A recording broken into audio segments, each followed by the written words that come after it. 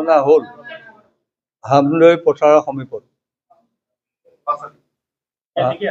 হামদৈ পথাৰৰ সমীপত। গতিকে এইটো অতি দুখজনক। আৰু কি পৰিস্থিতিত কেনেকৈ হ'ল, কি কথা বতৰা, এই কথা বতৰাটো এটা এনকুৱাৰী কৰি কঠোৰৰ পৰা কঠোৰতম ব্যৱস্থা লোৱাটো আমি বিচাৰিছোঁ। আৰু প্ৰশাসনে পুলিচ প্ৰশাসনেই হওক বা ডিষ্ট্ৰিক্ট এডমিনিষ্ট্ৰেশ্যনেই হওক, প্ৰত্যেকে এই কথাটো গুৰুত্ব সহকাৰে কেলৈ ল'ব লাগে।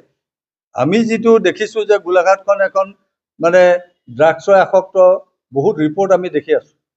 এনেকুৱা বহুত এটা ড্ৰাগছ ৰিহেবিলেশ্যন চেণ্টাৰো ইয়াত বহুত দেখিছোঁ, যিবিলাকে ৰিহেবিলেশ্যন চেণ্টাৰ বঢ়াই যোৱা মানে এইটো বুজাইছে যে ড্ৰাগছ এডিক্টেড পাৰ্চেণ্টেজটো বাঢ়ি গৈছে। গতিকে এই কথা বতৰাবিলাক প্ৰশাসনে লৈ পেলাই এইটো কঠোৰ সিদ্ধান্ত লৈ পেলাই দৃষ্টান্তমূলক শাস্তি দিবলৈ। এজন যুৱকৰ মৃত্যু হৈছে, মৃন্ময় হাজৰিকা হাবৰা। গতিকে আমি এই ক্ষেত্ৰত দুখ প্ৰকাশ কৰিছোঁ। আৰু ইতিমধ্যে এজন এডভকেটো পঢ়িত হৈছে বুলি আমি গম পাইছোঁ, দুৰ্গা জয়ছোৱাল। সেইটো অতি নিন্দনীয়। ৰাতি 12:30-1 বজাত গৈ এনেকৈ এটা ভয়ংকৰ হেৰি কৰিছে। গতিকে আমি পুলিচ পেট্ৰলিং যিটো গতিত ইয়াত হ'ব লাগে, সেই ক্ষেত্ৰত কিন্তু পুলিচে ইয়াতকৈ অধিক কৰাটো আমি বিচাৰিছোঁ। আমি ভাবিছোঁ যে তেখেতসকলে যদি ভালকৈ এইটো একশ্যন লয়, গোলাঘাটখন শান্তিপূৰ্ণ, আগতে শান্তিপূৰ্ণ আছিল, এতিয়া পুনৰবাৰ যিটো ইয়াত উপদ্ৰৱৰ চুৰিও বহুত বৃদ্ধি হৈছে গোলাঘাট জিলাত। ক্ৰাইমো দেখিছোঁ যে এনেকুৱা সৰু সৰু ল'ৰাই, আজি যিটো গম পাইছোঁ 9-10ত পঢ়া ল'ৰাই এইবোৰত ইনভল্ভ হৈছে। এইটো অতি বিচাৰ্যকৰ কথা। গতিকে এই ক্ষেত্ৰত আমি জনসাধাৰণে সহায় কৰিবলৈ সাজু আছে, কিন্তু প্ৰশাসনে সেই সহায়টো লৈ কেনেধৰণে কঠোৰৰ পৰা কঠোৰতম ব্যৱস্থা লয় তাৰ ওপৰতে গোটেই শান্তিপূৰ্ণ সেইটো নিৰ্ভৰ কৰে।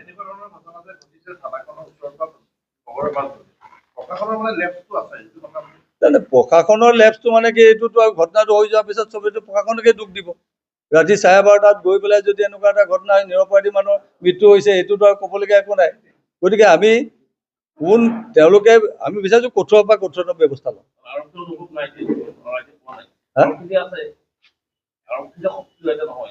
আৰক্ষীয়ে কি ধৰণৰ ৰূপ লৈ কৈছে আমি দেখা নাই। গতিকে আৰক্ষীয়ে নিজৰ হেৰি লৈ পেলাই এই কাম কাজবিলাক সকলোৱে মানে এই ক্ষেত্ৰত দৃষ্টান্তমূলক এটা যদি ব্যৱস্থা লোৱা নহয়, এনেকুৱা ক্ৰাইম কিন্তু আৰু হ'ব। গোলাঘাট জিলাত আমি যিটো দেখিছোঁ, গোলাঘাট জিলাত আজি এমাহ নে 2 মাহৰ আগতে প্ৰায় 15 কেজি ব্ৰাউন চুগাৰ উদ্ধাৰ হৈছে বুলি কৈছে। গতিকে এইটোতো বৰ ডাঙৰ কথা হৈছে। আৰু এনেও আপোনালোকে সাংবাদিকবিলাকে জানেই যে এইটোতো ভয়ংকৰ ৰূপত from the very beginning of the formation of this government এই ড্ৰাগছৰ যিটো পেডলিং হৈ আছে, চ'ৰ্চটোতো আমাৰ দেখিছোঁ যে ডেষ্ট্ৰয় কৰিব পৰা নাই। কিন্তু চৰকাৰে কঠোৰ ব্যৱস্থা লৈছে, তৎসত্ত্বেও দেখিছোঁ বিভিন্ন উইঙেদি এই বস্তুবিলাক গৈ আছে। এইটোৱে গোলাঘাটখনটো তথ্যমতে কামৰূপৰ পিছত ছেকেণ্ড ড্ৰাগছত।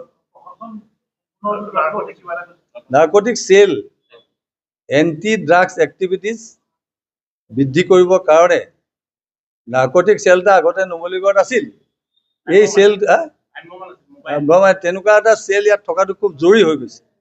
নহ'লে কি হ'ব, এই কথা বতৰাবিলাক আজিকালি মডাৰ্ণ টেকন'লজি আছে, কিবা কিবি ঢেৰ আছে, এইবিলাকতো এই ক্ষেত্ৰত প্ৰয়োগ হোৱাটো খুব জৰুৰী আহি পৰিছে, বিশেষকৈ গোলাঘাট ডিষ্ট্ৰিক্টত।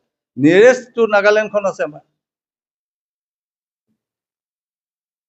গতিকে কাৰণ আপোনাৰ মোৰ ল'ৰা ছোৱালী ইয়াত আছে, স্কুলীয়া সৰু সৰু পেনুকনা ল'ৰা ছোৱালীবিলাক, এইবিলাক যদি এইবিলাক লাইনত আসক্তি বৃদ্ধি পাবলৈ হয়, এতিয়া ভয়ংকৰ পৰিস্থিতিৰ সৃষ্টি হ'ব।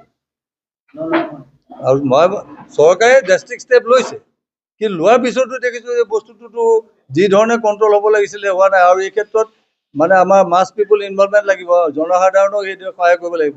বহুত মাক বাপেকে কি হয়, ঘৰৰ ল'ৰাটো যদি কিবা কাৰণত হেৰি হৈছে, এইবিলাক লুকুৱাই ৰাখে সমাজে বেয়া পাব বুলি, সেইটোও ভুল।